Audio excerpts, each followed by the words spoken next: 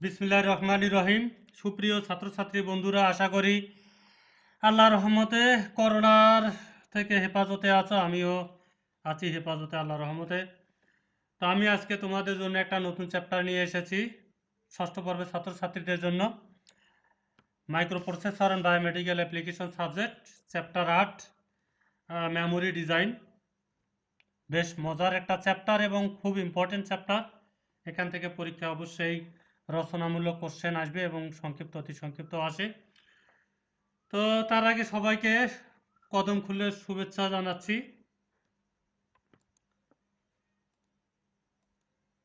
কদম ফুলের শুভেচ্ছা সবাইকে। Presented by engineer MD Mizanur Rahman, instructor electromedical, Rangpur polytechnic institute, Rangpur. Email mizandtech.rpai@gmail.com। অধ্যায় 8, ইন মেমোরি চিপ ইন্টারফেসিং। তো তোমরা তো জানো ইন্টারফেসিং মানে সংযুক্ত করা, সংযোগ করা। ইন্টারফেসিং সংযুক্ত করবে কার সাথে? মেমোরির সাথে মেমোরি, অর্থাৎ র্যামের সাথে রম, অথবা যে কোনো মেমোরির সাথে যে কোনো মেমোরি। হ্যাঁ, এই মেমোরি চিপ ইন্টারফেসিংটা আমরা আজকে এখানে দেখব। তো প্রথমে আসি 8.1 topics, interfacing. The term interfacing. প্রশ্ন, ইন্টারফেসিং কাকে বলে? ইন্টারফেসিং অর্থ সংযোগ স্থাপন করা। যে প্রক্রিয়া মাইক্রোপ্রসেসর এবং ইনপুট আউটপুট ডিভাইস বা পেরিফেরাল ডিভাইসের মধ্যে সংযোগ রক্ষা করা হয় তাকে ইন্টারফেসিং বলে। ইন্টারফেসিংয়ের মাধ্যমে সিপিইউ ও পেরিফেরাল ডিভাইসের মধ্যে বা হিউম্যান ও কম্পিউটারের মধ্যে ডাটা আদান প্রদান করে থাকে। এটা শুধু নর্মাল ইন্টারফেসিং। মাইক্রোপ্রসেসরের সাথে ইনপুট আউটপুট ডিভাইসের যে সংযোগ করা, সেটা হচ্ছে ইন্টারফেসিং, নর্মাল ইন্টারফেসিং। আর মেমোরি চিপ ইন্টারফেসিং হলে কি হবে? তাহলে মেমোরির সাথে মেমোরি যে সংযোগ হবে সেটা ইন্টারফেসিং। ইন্টারফেসিং চিপস কাকে বলে? ইন্টারফেসিং চিপস হলো হার্ডওয়্যার এবং সফটওয়্যারের সমন্বয়ে গঠিত এমন এক ধরনের লজিক সার্কিট যা মাইক্রোপ্রসেসর তার পেরিফেরালসের সাথে যোগাযোগ স্থাপন করতে পারে। তাহলে ইন্টারফেসিং চিপস হচ্ছে হার্ডওয়্যার এবং সফটওয়্যারের সমন্বয়ে গঠিত একটা লজিক সার্কিট। ইন্টারফেসিং কত প্রকার ও কী কী? ইন্টারফেসিং পদ্ধতি সাধারণত দুই প্রকার, একটা ডিজিটাল ইন্টারফেসিং আর একটা হচ্ছে অ্যানালগ ইন্টারফেসিং। তো ডিজিটাল ইন্টারফেসিং, যে পদ্ধতিতে মাইক্রোপ্রসেসর বিভিন্ন ধরনের ডিজিটাল ডিভাইস বা পেরিফেরাল ডিভাইসের সাথে সংযোগ স্থাপন করে থাকে তাকে ডিজিটাল ইন্টারফেসিং বলে।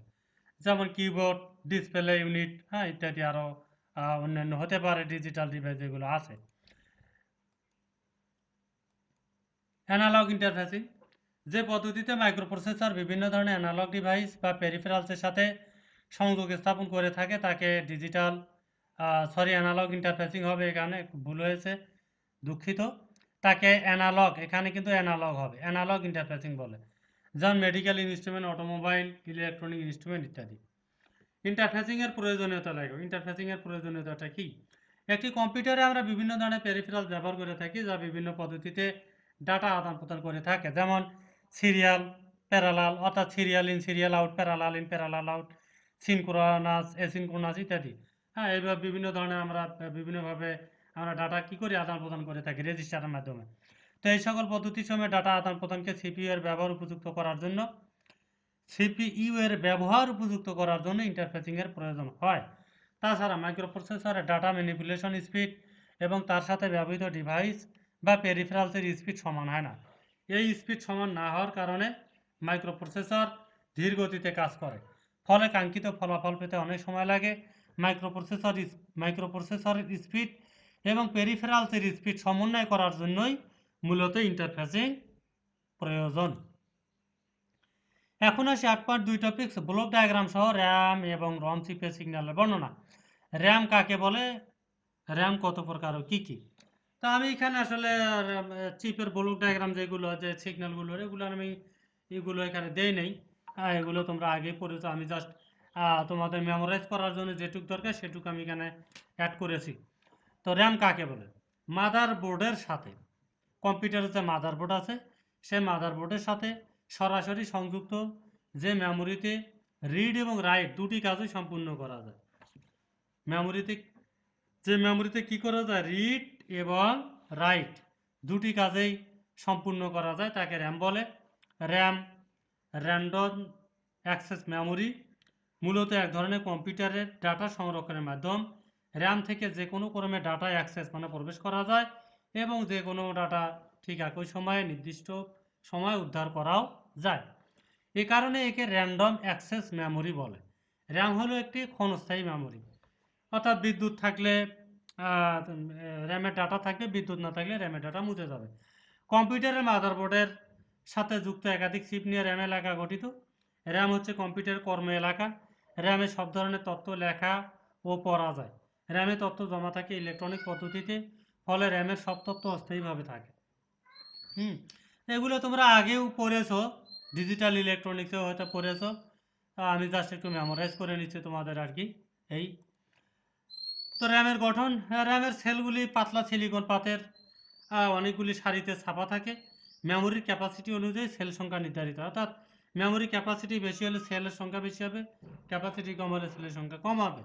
কোনো একটি সেল যে কোনো একটি সেল যে সারির যে কলামে থাকে সেটিকে ওই সেলের অ্যাড্রেস বলা হয়। এটা একটা একেবারে ফিজিক্যাল র্যামের চিত্র আমরা এখানে দেখতে পাচ্ছি, যে আসলে বাস্তবে র্যামগুলো দেখতে এরকম। এগুলো স্লোটে সংযুক্ত করা যায়। বর্তমানে যে কম্পিউটারগুলো আছে লেটেস্ট, সেগুলোতে কিন্তু বাইরে থেকে র্যাম কিনে এনে সংযোগ করা যায়। এটা একটা র্যামের ব্লক ডায়াগ্রাম। এটা আছে সিএস অর্থাৎ চিপ সিলেক্ট, এটা chip select 1, chip select 2, read write, আর এটা আছে অ্যাড্রেস লাইন A0 থেকে A7, 7টা অ্যাড্রেস লাইন। আর এটা হচ্ছে 8 বিট ডাটা বাস, অর্থাৎ 8 বিট মাইক্রো প্রসেসরের জন্য এটা। এটা 8 বিটের আছে, 16 বিটের আছে। র্যামের প্রকারভেদ, র্যাম সাধারণত দুই প্রকার: static random access memory SRAM, dynamic random access memory DRAM। তো স্ট্যাটিক র্যান্ডম অ্যাক্সেস মেমোরিটা কি? সাধারণত ট্রানজিস্টর লজিক TTL দিয়ে এ ধরনের র্যাম তৈরি করা হয়। বিদ্যুৎ প্রবাহ যতক্ষণ থাকে ঠিক ততক্ষণ এই র্যামে তথ্য উপাত্ত সংরক্ষিত থাকে। স্ট্যাটিক র্যাম অত্যন্ত দ্রুত গতি সম্পূর্ণ, এজন্য একে ভিডিও র্যাম তারপর ক্যাশ মেমোরি হিসাবে ব্যবহার করা। অর্থাৎ আমরা যে কম্পিউটার বা ল্যাপটপে যে ক্যাশ মেমোরি আমরা জানি যে L1 L2 L3 ক্যাশ, তো এই ক্যাশ মেমোরিটা কিন্তু এটা কিন্তু র্যাম। এটা একটা স্ট্যাটিক র্যামের একটা পিন ডায়াগ্রাম দেখানো হয়েছে। হ্যাঁ, এগুলো হচ্ছে অ্যাড্রেস লাইন, এগুলো হচ্ছে ডাটা লাইন, এটা হচ্ছে গ্রাউন্ড, হ্যাঁ এটা হচ্ছে সাপ্লাই। হ্যাঁ, এগুলো এখানে বিভিন্ন এগুলো দেখানো হয়েছে। 2K/8 SRAM, 8 হচ্ছে কিন্তু মাইক্রোপ্রসেসর বিট সংখ্যা, অর্থাৎ ডাটা বাস যেটাকে আমরা বলি। 2K হচ্ছে মেমোরির যে size, 2 kilobyte. Dynamic random access memory সাধারণত মসফেট, অর্থাৎ আমরা তোমরা হয়তো তোমাদের এই সাবজেক্ট, তোমাদের যে ইন্ডাস্ট্রিয়াল পাওয়ার ইলেকট্রনিক্স যে সাবজেক্ট ছিল এটা তোমাদের নাই, সেখানে এগুলো আছে। MOSFET, metal oxide semiconductor, field effect transistor ও ক্যাপাসিটর ব্যবহার করে এ ধরনের র্যাম তৈরি করা হয়। ক্যাপাসিটর চার্জ থাকলে 1 অবস্থা, আর চার্জ না থাকলে 0 অবস্থা। হ্যাঁ, তো বিদ্যুৎ প্রবাহ থাকা অবস্থায় ক্যাপাসিটরের চার্জ কি হয়, ধীরে ধীরে নষ্ট হয়ে যেতে পারে। এই জন্য DRAM-এর মেমোরি কি হয়, চার্জ রিস্টোর করার দরকার হয়, যা মেমোরি রিফ্রেশ নামে অভিহিত। স্ট্যাটিক ও ডাইনামিক উভয় র্যামই কি ভোলাটাইল, অর্থাৎ বিদ্যুৎ থাকলেই তথ্য থাকবে, বিদ্যুৎ না থাকলে তথ্য মুছে যাবে। এই সকল র্যামে তথ্য মুছে বারবার লেখা যায়। মাইক্রো কম্পিউটার প্রধান মেমোরি হিসেবে DRAM-টাই ব্যবহার করা হয় বর্তমানে। তো DRAM-এর সুবিধা হলো আকারে ছোট এবং ডেনসিটি অনেক বেশি। এটা একটা DRAM-এর চিপ ডায়াগ্রাম দেখানো হয়েছে। 16 মেগাবিটের একটা DRAM এখানে দেখানো হয়েছে। রম কাকে বলে? রম হচ্ছে কম্পিউটারের নিজস্ব মেমোরি কেন্দ্র।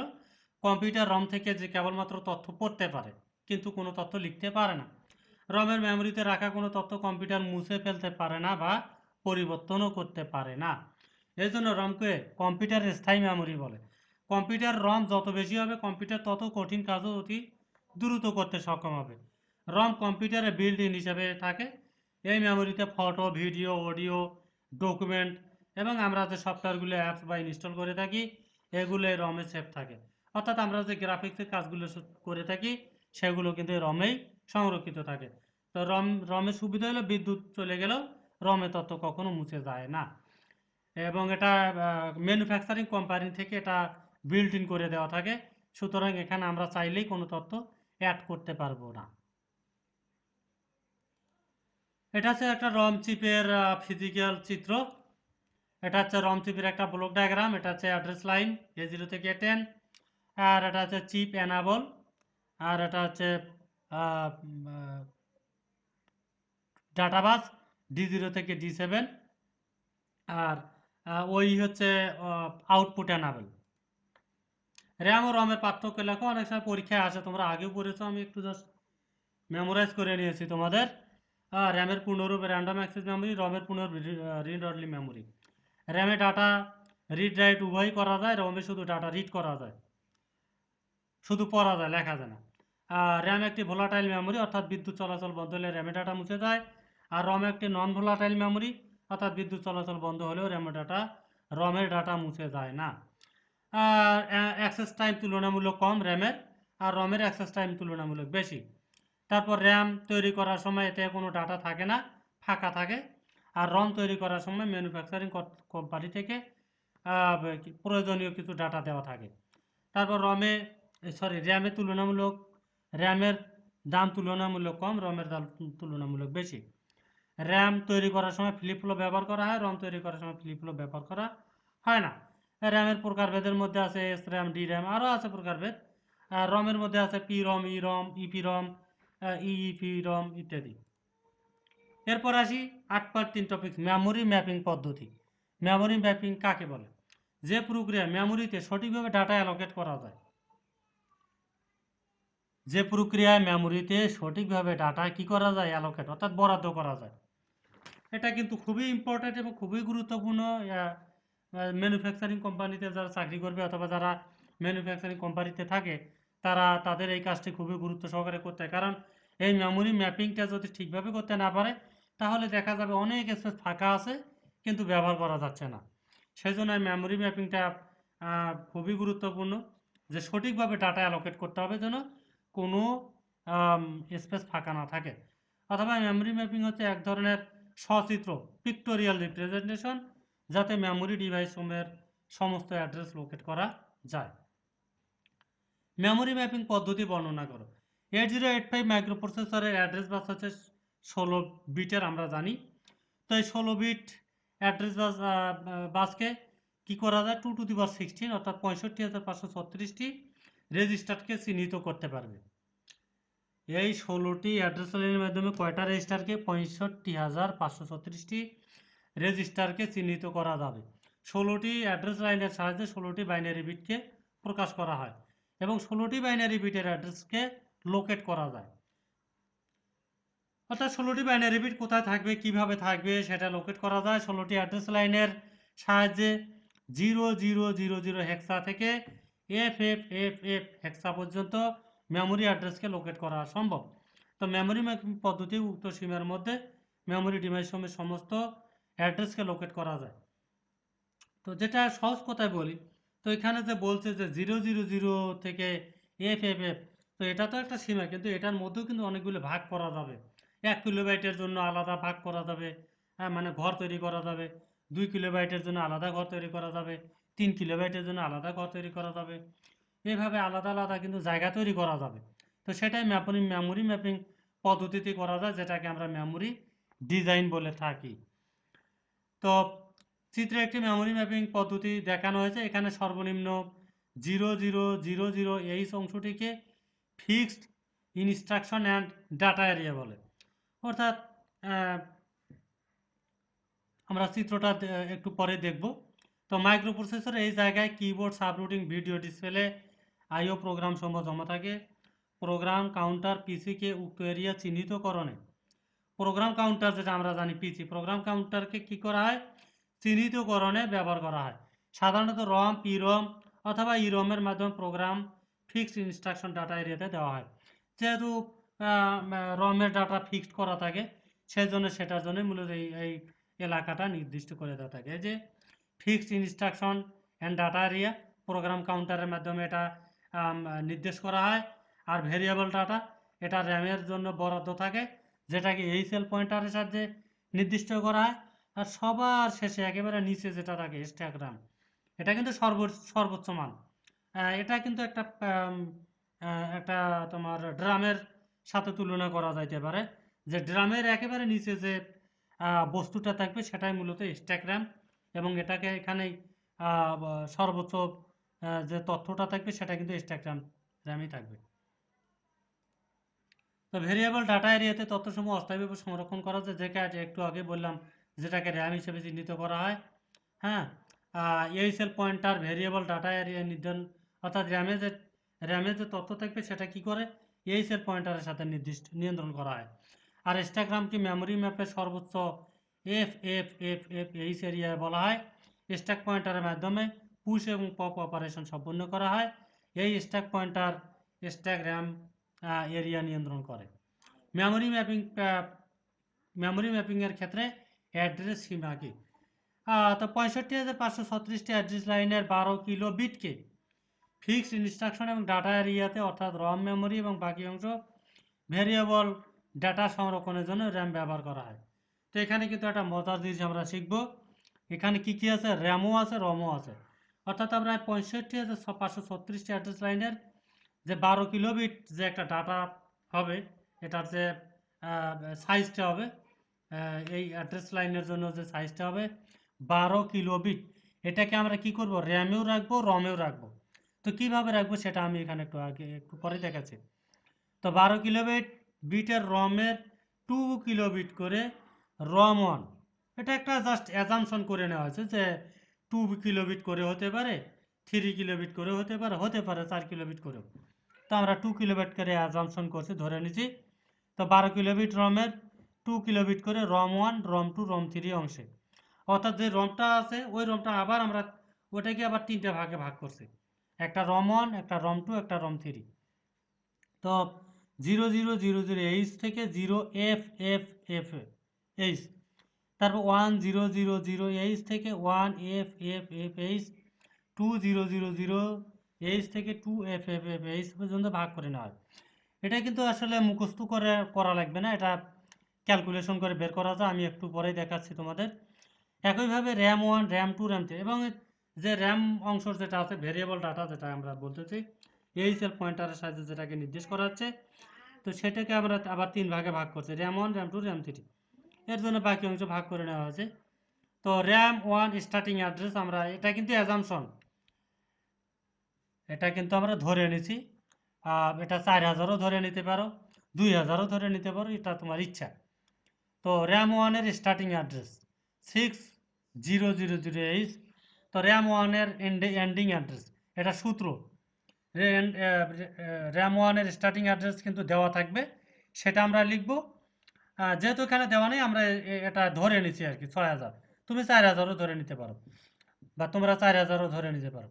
তো র্যাম ওয়ানের এন্ডিং অ্যাড্রেস, এটা সূত্র base plus 2 to the power 10 into 2 minus 1 into D. D হলো ডেসিমেল ডাটা, আর বেসটা আছে হেক্সাডেসিমেল ডাটা। আর র্যামের জন্য কিন্তু 2 to the power 10 হবে ইন্টু 2 সমান বেস কত, মানে স্টার্টিং অ্যাড্রেস যেটা ওটাই আমার বেস 6000H প্লাস এটাকে 2 to the power 10 গুণন 2 মাইনাস 1। এটাকে যদি আমি, তোমরা ক্যালকুলেটর হিসাব করে দেখবে, 2 to the power 10 দিবা, গুণন 2 দিবা, করে তার সাথে মাইনাস 1 করবে, করে দেখবে 2047 ডি ওর ডেসিমেল হবে। তো তোমরা তো জানো যে যোগ করার ক্ষেত্রে মিটার আর ফুট, অর্থাৎ 2 মিটার যোগ 2 ফুট, এটা কিন্তু কখনোই যোগ হবে না, হয় দুটোকে মিটারে আনতে হবে অথবা দুটোকে ফুটে নিয়ে যেতে হবে। তো এখানে লক্ষ্য করে এটা কিন্তু হেক্সাডেসিমেল, আর এটা কিন্তু শুধু ডেসিমেল। তো হেক্সাডেসিমেল আর ডেসিমেল এটা কিন্তু যোগ হবে না। তাহলে কি করতে হবে? যেহেতু আমরা হেক্সা নিয়ে কাজ করবো, সেই জন্য এই ডেসিমেলটাকে হেক্সাতে রূপান্তর করতে হবে। এটা ক্যালকুলেটরও করা যায়। আমি একটা ভিডিও করে দেখাবো আর কি, মোবাইলে কিভাবে করা যায়। তো তোমাদের মোবাইলে তারপর আমি বলে দিচ্ছি। মোবাইলে মোট চেপে বেজে যাবা, বেজে গিয়ে তারপর এই সংখ্যাটা চাপবে, বেজে গিয়ে আগে ডি চাপবা, ওখানে যে ডি আছে ডি চাপবে, চাপার পরে এই সংখ্যাটা চাপবে, চাপার সমান সমান চিহ্ন দিবে, সমান চিহ্নতে চাপ দিবে, দেওয়ার পরে তারপর হেক্সাতে চাপ দিবে, হেক্সাতে চাপ দিলে সমান সমান চাপ দিবে, দেখবা এই সংখ্যাটা আসবে 7FFH। তো এটার সাথে এটা যোগ করলে কি হবে? তো এটা তো সহজ হিসাব। এফ এর সাথে 0 যোগ করলে এফ, এফ এর সাথে 0 যোগ করলে এফ, 7-এর সাথে 0 যোগ করলে 7, আর এ হলো 6, অর্থাৎ 6 7 এফ এফ এইচ। এটা হচ্ছে আমরা একটা ভালো করে যদি শেখো বাকিগুলোও শেখা যাবে। তো র্যাম 1 এর স্টার্টিং অ্যাড্রেস এটা। তো র্যাম 2 এর স্টার্টিং অ্যাড্রেস কোনটা হবে? এইটার সাথে কি হবে, প্রোগ্রাম কাউন্টারের সাহায্যে সরি এইচএল পয়েন্টারের সাহায্যে ইনক্রিমেন্ট করতে হবে, এক যোগ করতে হবে। তো এটার সাথে এক যোগ করব, এটার সাথে যদি আমি এক যোগ করি ক্যালকুলেটরে করবে অথবা ম্যানুয়ালিও করা যাবে।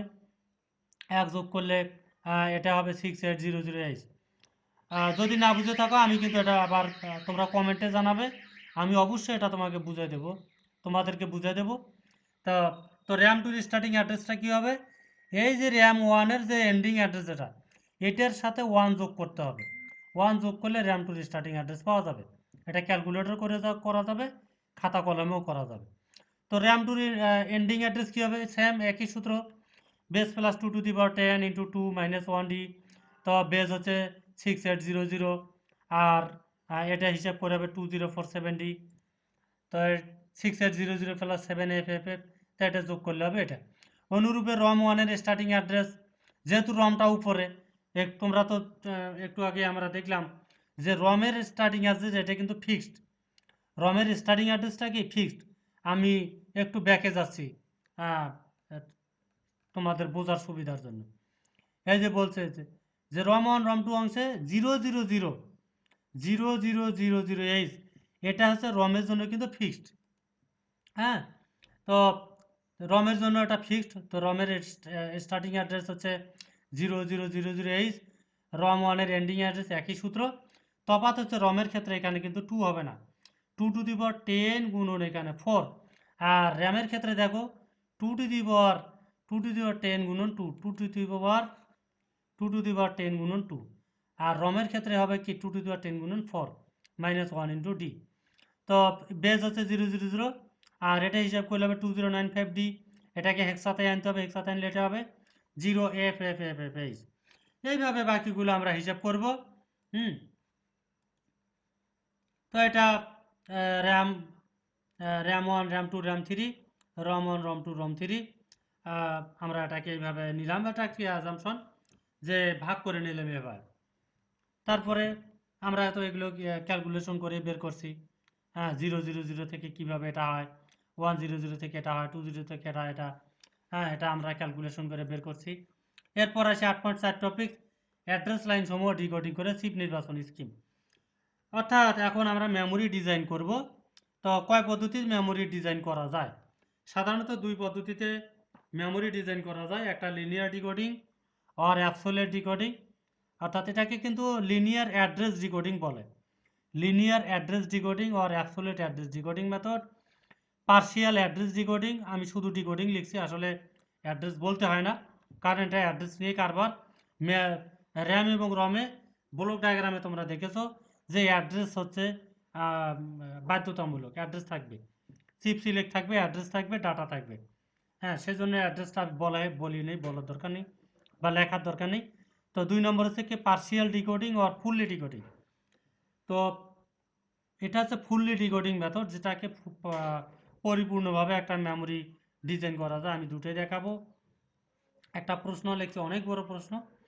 8085 মাইক্রো প্রসেসরের সাথে 4 কিলো বাইট মেমোরি চিপের ইন্টারফেসিং দেখাও, অথবা 8 বিট মাইক্রো প্রসেসরের সাথে 4 কিলো বাইট মেমোরি চিপের ইন্টারফেসিং দেখাও, অথবা 8 বিট মাইক্রো প্রসেসরের সাথে 4 কিলো বাইট মেমোরি চিপের ডিজাইন করো, অথবা দেখাও যেখানে প্রতিটি র্যামের সাইজ হবে 1 কিলোবাইট করে। স্টার্টিং অ্যাড্রেস হবে হচ্ছে, স্টার্টিং অ্যাড্রেস এখানে দেওয়া আছে 04008। লিনিয়ার অ্যান্ড পার্শিয়াল ডিকোডিং পদ্ধতিতে ডিজাইন করতে বলছে। তো আমরা লিনিয়ার ডিকোডিং করি। লিনিয়ার ডিকোডিং বা সরল ডিকোডিং বা অ্যাবসোলিউট ডিকোডিং 3টি ধাপে সম্পূর্ণ করতে হয়। 1 নম্বর মেমোরি চিপের জন্য অ্যাড্রেস লাইন বের করা, মেমোরি চিপের জন্য অ্যাড্রেস লাইন বের করতে হবে। 2 নম্বর ট্রুথ টেবিল তৈরি করতে হবে। 3 নম্বর সার্কিট অঙ্কন করতে হবে। এই 3টে ধাপে আমরা কাজ করব, খুব সিম্পল। আমরা 1 নম্বরটা করি, মেমোরি চিপের জন্য অ্যাড্রেস লাইন বের করব প্রথমে। তো আমাদের হিসাব করে বের করতে হবে যে মেমোরিটা ডিজাইন করব সেটার অ্যাড্রেস লাইন কয়টার প্রয়োজন। এটা কিন্তু 16 বিটের জন্য অ্যাড্রেস লাইন হবে একরকম, 8 বিটের জন্য হবে একরকম, 32 বিটের জন্য হবে একরকম। হ্যাঁ, তো যেহেতু 8085 মাইক্রোপ্রসেসর কত বিটের, 8 বিটের, তো 8 বিটের মাইক্রোপ্রসেসর, সেখানে মেমোরি সাইজ কিন্তু দিয়েছে 4 কিলোবাইট করে। তো 4 কিলোবাইটের র্যাম মেমোরি, অর্থাৎ এখানে কিন্তু স্পষ্ট করে বলে দিচ্ছি, এটা শুধু র্যাম ডিজাইন করতে বলছে, কিন্তু প্রশ্নে দেখো যে মাইক্রোপ্রসেসর 4 কিলোবাইট মেমোরি চিপের ইন্টারফেসিং দেখাও, 8 বিট মাইক্রোপ্রসেসর চিপের দেখাও প্রতিটি র্যাম, শুধু র্যামের কথা বলছে, কিন্তু সেজন্য আমাদের এখানে রম, আমার রম কথাটা, রমের ডিজাইন আমরা করব না। তো 1 কিলোবাইট করে 4টি র্যাম আছে। আমরা যে ডিজাইন করব প্রশ্নে কিন্তু ওটাই বলা আছে। তো যেহেতু 4 কিলোবাইট র্যাম, অর্থাৎ 1 কিলোবাইট করে 4টি র্যাম আছে, সুতরাং প্রতিটি র্যামের সাইজ হবে, তো 4 কিলোবাইটের একটা র্যামের মধ্যে আবার 4টে ভাগ করছি, তাহলে 4টে ভাগের মধ্যে 1 কিলোবাইট করে হলে, তাহলে প্রতিটা র্যামের সাইজ কত হবে 1 কিলোবাইট করে। তো 1 কিলোবাইট সমান কি 1 গুণন কিলোবাইট মানে কি 1024 বাইট, কিলোবাইট সমান কত 1024 বাইট। তো 1 কিলোবাইট সমান কি হবে 1024 বাইট। তো number of address line required, এটা কিন্তু বিভিন্নভাবে হিসাব করা যায়, এটা সূত্র দিয়েও করা যায়, আবার ম্যানুয়ালিও করা যায়, আমি সেটাও দেখাবো ভিডিওতে, এই যে জিনিসগুলো আমি বলতেছি, অর্থাৎ এই যে এগুলো। তো number of address line required, এটা সূত্র log first bracket size in byte first bracket close divide অর্থাৎ ভাগ লগ টু। তো লগ সাইজ ইন বাইট কত বাইট 1024, এই যে 1024 ভাগ লগ টু। তো লগ 1024 ভাগ লগ টু তোমরা ক্যালকুলেটরে করে দেখবা, অবশ্যই 10 আসবে। তো 10, তাহলে 10 কি A0 থেকে A9। তো নাম্বার অফ অ্যাড্রেস লাইন, কয়টা অ্যাড্রেস লাইন দরকার 10টা, সে 10টা কি A0 থেকে A9। তো 8085 মাইক্রোপ্রসেসর অ্যাড্রেস লাইন কত কত বিটের 16 বিটের, সেই 16 বিটের মধ্যে, অর্থাৎ 16 বিট যে A0 A1 A2 A3 এইভাবে A15 পর্যন্ত আছে, তার মধ্যে র্যামের জন্য একটা করে র্যামের জন্য লাগবে কয়টা করে লাইন 10টা করে। কোন লাইনটা লাগবে, শুরুর লাইন যেটা A0 থেকে A9, অর্থাৎ র্যামের জন্য অ্যাড্রেস লাইন প্রয়োজন হবে 10টি A0 থেকে A9। তো আমরা 1 নম্বর ধাপ কমপ্লিট করলাম। 2 নম্বর ধাপ ট্রুথ টেবিল তৈরি করা। র্যাম 0, স্টার্টিং অ্যাড্রেস কত 0400 কিন্তু দেওয়া আছে প্রশ্নে, অথবা যদি দেওয়া না থাকে আমরা একটা অ্যাজাম্পশন ধরে নিব, এটা আমরা কি করব ধরে নিব 0400, অথবা যে কোনো তোমরা একটা ধরে নিতে পারো। তো এর আগে আমরা যে দেখছি 6000, ওটাও ধরে নিতেই পারো, অথবা 2000 এটাও ধরে নিতে পারো। তো যেহেতু প্রশ্নে দেওয়া আছে স্টার্টিং অ্যাড্রেস 0400H, তো 0, এখন আমরা অ্যাড্রেস লাইনটা আমরা এখানে লিখছি A0 A1 A2 A3 চারটে করে ভাগ করে নিয়েছি আর কি। দেখো A3 লিখে একটু স্পেস দিছি, A4 A5 A6 A7 আবার স্পেস দিছি, তারপরে A8 A9 A10 A11 আবার space, A12 A13 A14 A15 আবার স্পেস। তো 0, তো এটা হচ্ছে হেক্সার 0। তো হেক্সার 0 আমি যদি বাইনারি বিসিটি করতে চাই, বিসিটি করতে গেলে কি হবে, এই জিরোর পরিবর্তে এখানে 4টে জিরো লিখতে হবে। তো এই যে 000, অর্থাৎ এই যে এখানে যে জিরোটা দেখতে পাচ্ছ, এই জিরোর জন্য এখানে কয়টা জিরো হবে 4টে জিরো, এই যে 0000। তারপরে কি 4, তো 4-এর বাইনারি ভ্যালু কত, 4-এর বাইনারি ভ্যালু হচ্ছে 0100।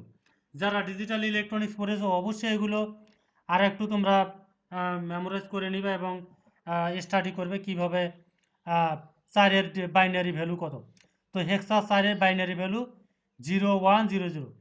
তোমরা তো জানো যে বাইনারি এটা হচ্ছে কি 1 2 4 8 16 এভাবে 1 2 4 8, ঠিক আছে, তোমরা একটু ওইগুলো দেখে নেবে। তারপরে কি 0, এই জিরোর জন্য এই যে 4টে জিরো 000, তারপরে 0, এই জিরোর জন্য 4টে জিরো, এই যে 0000।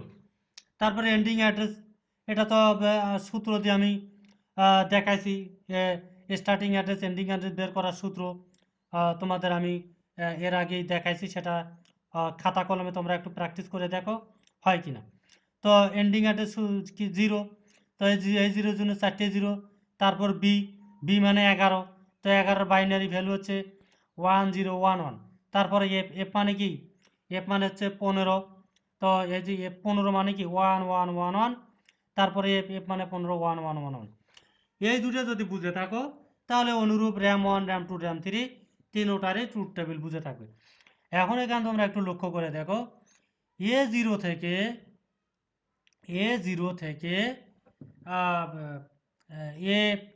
A9 পর্যন্ত, A0 থেকে A9 পর্যন্ত,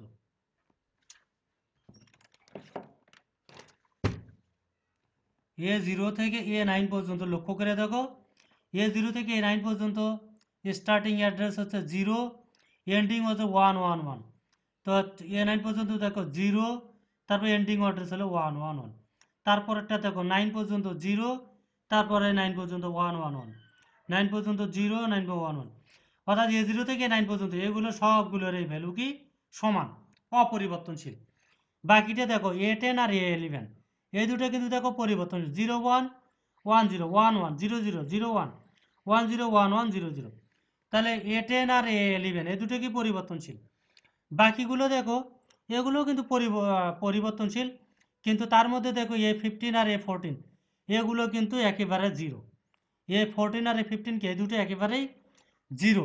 আর A12 A13 এই দুটো কিন্তু একটু পরিবর্তন আছে। তাহলে আমরা এটা কেন বললাম, এগুলো কেন বললাম এটা একটু পরেই তোমরা বুঝতে পারবে। এরপর আসি সার্কিট অঙ্কন। তো 4টে আমরা র্যাম অঙ্কন করি। তো র্যামে কি কি থাকে, অ্যাড্রেস লাইন থাকবে, তারপর হচ্ছে চিপ অ্যানাবল থাকবে, তারপর হচ্ছে রাইট অ্যানাবল থাকবে। হ্যাঁ, রাইট অ্যানাবল অর্থাৎ রিড রাইট যেটা আর কি। তো কি কি থাকবে র্যামের ব্লক ডায়াগ্রামে কি কি থাকে, অ্যাড্রেস বাস থাকবে, অ্যাড্রেস লাইন থাকবে, রাইট অ্যানাবল থাকবে, চিপ সিলেক্ট থাকবে, আর ডাটা বাস থাকবে D7 D0। যেহেতু 8085 8 বিটের, ওই জন্য D0 থেকে D7। তো এরকম 4টে RAM আঁকালাম, RAM1 RAM0 RAM1 RAM2 RAM3। তোমরা RAM1 RAM2 RAM3 RAM4ও দিতে পারো, তাতে কোনো অসুবিধা নেই। তারপর এখান থেকে 8 বিট মাইক্রোপ্রসেসর বাস। তো এখান থেকে একটা আমি লাইন টানলাম রিড রাইটের জন্য, টানলাম, টানে রাইট অ্যানাবলের সাথে লাগাই দিলাম। তারপর এই যে A08 থেকে A9, হ্যাঁ এটা আমাদের অ্যাড্রেস লাইন, তো আমরা বের করছি র্যামের জন্য কতটা লাইন দরকার, 10টা লাইন, সেই A0 থেকে A9। তো 10টা লাইন আমি একটা লাইন টানলাম, তারপর আমি সে লাইনটা র্যামের সাথে সংযোগ করে দিলাম। বাস আমার A9 থেকে A0 থেকে A9 গেল, রিড রাইট গেল, ডাটা বাস গেল। বাকি থাকলো কি A10 থাকে A15। তো A10 A11 A12 A13 এটা যেহেতু লিনিয়ার ডিকোডিং একেবারে সহজ সরল। তো A10 এটা চিপ সিলেক্টের সাথে লাগবে, A11 এটা চিপ সিলেক্ট, A12 এটা চিপ সিলেক্ট, A13 এটা চিপ সিলেক্ট। বাকি যে দুটো থাকলো A14 A15 এটা আরও একটু তোমাদের বলে রাখি, বইয়ে কিন্তু এই চিত্রটা ভুল দেওয়া আছে। আর বইয়ে যদি চিত্রটা ঠিক দেওয়া থাকে তাহলে কিন্তু 4 কিলোবাইট হবে না, হবে 6 কিলোবাইট। 4 কিলোবাইট হবে না, হবে কত কিলোবাইট, 6 কিলোবাইট। তো এই জন্য এখানে বইয়ের সাথে কিন্তু এটা চিত্র আমার, আমি যেটা অ্যানালাইসিস করে পাইছি সেটা আমার এটা যুক্তিযুক্ত এবং ঠিক আছে। বইয়েরটা কিন্তু হয় চিত্র ঠিক থাকলে টপিক ঠিক নেই, অথবা টপিক ঠিক থাকলে চিত্র ঠিক নেই। সেজন্য তোমরা একটু যাচাই করে নিবে, স্টাডি করবে। তো A14 A15 এই দুটো কিন্তু ট্রুথ টেবিলে আমরা দেখি যে এই দুটো পুরোটাই 0 0। সেই জন্য এই দুটো কিন্তু নট ইউজ, লিনিয়ার ডিকোডিংয়ের ক্ষেত্রে এটার কোনো ব্যবহার নাই। এই হচ্ছে লিনিয়ার ডিকোডিং, আমরা সার্কিট ডিজাইন করলাম, মেমোরি ডিজাইন করলাম। একটা 4 কিলোবাইটের মেমোরিকে আমরা এরকম একটা মেমোরির ভিতরে আমরা 4টে ভাগ করছি। এতে সুবিধাটা কি, এতে কোনো মেমোরি কোনো স্পেস ফাঁকা থাকবে না, পুরোটাই ব্যবহার করা যাবে এবং এটা খুবই গুরুত্বপূর্ণ। এরপর আসে পার্শিয়াল ডিকোডিং। তো পার্শিয়াল বা সম্পূর্ণ ডিকোডিং পদ্ধতিতে মেমোরি চিপ ডিজাইনের 4টে ধাপ। লিনিয়ার ডিকোডিংয়ে ছিল 3টে ধাপ, পার্শিয়াল ডিকোডিং হলো 4টে ধাপ। তো এটার 1 নম্বর হলো মেমোরি চিপের জন্য অ্যাড্রেস লাইন বের করা, ওটা লিনিয়ার ডিকোডিংয়ের মতোই। ট্রুথ টেবিল তৈরি করা, এটাও আমরা লিনিয়ার ডিকোডিংও করছি। 3 নম্বর ডিকোড আর ইনপুট খুঁজে বের করা। এইটা হচ্ছে লিনিয়ার ডিকোডিংয়ে ছিল না, যে ডিকোডার ইনপুট আর আলাদা খুঁজে বের করতে, অর্থাৎ যেহেতু এখানে আমরা ডিকোডার ব্যবহার করব, সেই ডিকোডারে কোনটা ইনপুট হবে, কোন দুটো অ্যাড্রেস লাইন হবে, বা কোনটা অ্যাড্রেস লাইন এখানে হবে, সেটা কিন্তু আমরা লিনিয়ার ডিকোডিংয়ের দরকার ছিল না। পার্সিয়াল ডিকোডিংয়ের দরকার আছে, যে ডিকোডারের অ্যাড্রেস ইনপুট কোনটা হবে এবং ডিভাইস এনাবল ইনপুট খুঁজে বের করা। 4 নম্বর সার্কিট অঙ্কন, এটা আমরা লিনিয়ার, তাহলে দেখতে পাচ্ছি 1 2 4 আমরা লিনিয়ারও করছি এবং পার্সিয়ালেও আছে, অতিরিক্ত পার্সিয়ালের জন্য 3 নম্বরটা করতে হবে।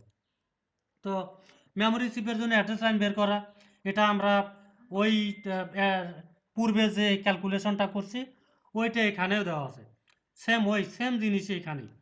হ্যাঁ, 1 কিলোবাইট 4টি র্যাম আছে। হ্যাঁ, তাহলে র্যামের সাইজ হবে 1 কিলোবাইট করে এটা। তো অ্যাড্রেস লাইন কয়টা হবে, লগ সাইজ ইন বাইট ভাগ লগ 2 এটা।